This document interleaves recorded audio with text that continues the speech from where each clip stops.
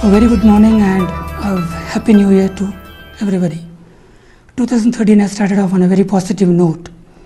S&P and a few major indices have reset multi-year highs. But we look back to that 2012, what happened, one gets an impression that what a year it's been. Looking back, what started as a credit crisis and what started as a liquidity crisis in 2008 with the demise of Lehman Brothers has been well managed, I should say.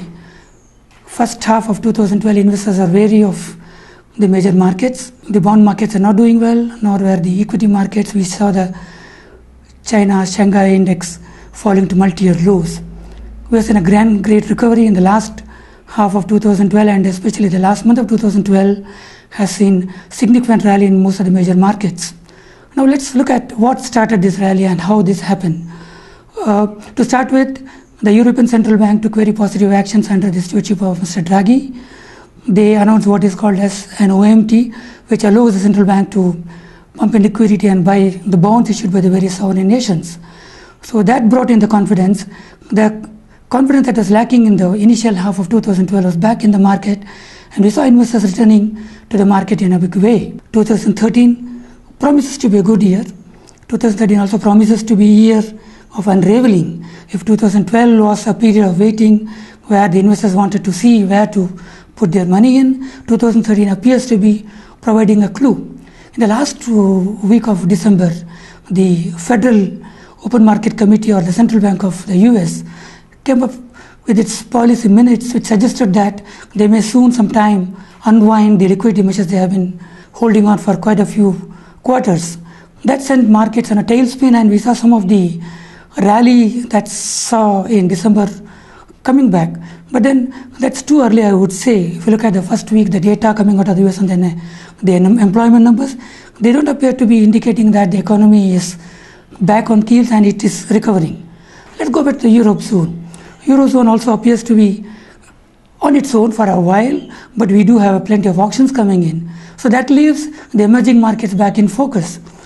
Let's look at some of the key emerging markets, for example, Brazil or Russia or India or China. China nearly hard landed, but it was well managed, and it should more be a positive decisions to have that hard landing. India has been behind the curve. India's GDP growth has not been up to the mark, and you can see that in the various inflation data released over the years, or the quarters. That leaves Brazil and Russia as the two key markets. But what is emerging as a very promising destination lately is South Africa, Turkey, Korea, Indonesia, and to some extent Mexico. Let's look at what's happening in South Africa. An upgrade by Citi. Citi included South African bonds issued by the Central Bank of South Africa as an investment grade that entitled investors to invest in South African bonds. That was a big positive that gave a lot of strength to the currency markets as well. But towards the end of October, November, we saw the miners' strike, whereupon the industrial production took a knock, and what was supposed to be a 3+ GDP growth for the economy suffered. South Africa is undoubtedly the world's 28th largest economy, the 5th in the African nation. What started as a very promising destination took a backstage when we had this miners' strike. There was a bit of unemployment, and in fact we had a lot of layoff and all. South Africa also, by the way, has a 25% unemployment, which is one of the highest among these stronger emerging markets. Notwithstanding all that, South Africa is also a rich natural resources nation. In fact, the mining industry is doing exceedingly well. At a time when Federal Reserve is expected to keep the system liquidity in for quite a consistent longer period, I think it should favor commodity currencies and even the commodity economies like South Africa. South Africa, the other major concern the investors have been, inflation has been 5.6% and it's veering towards 6%.